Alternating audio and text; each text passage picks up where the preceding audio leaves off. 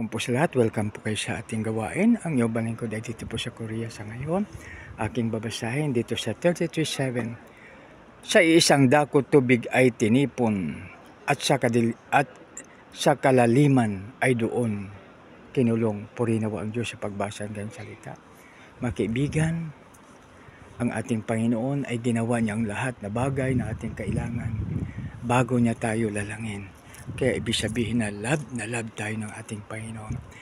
Tingnan lang po natin ang John 2:16. For God so loved the world that He gave His only begotten Son, that whoever believeth in Him should not perish but have an everlasting life.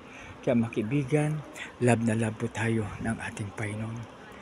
Aking babasahin sa muli. Sa isang dako tubig ay tinipon at sa kalaliman ay doon kinulong. Purihin nawa ang Diyos sa pagbasa ng kanyang salita. Maraming salamat mga kaibigan. God bless us all.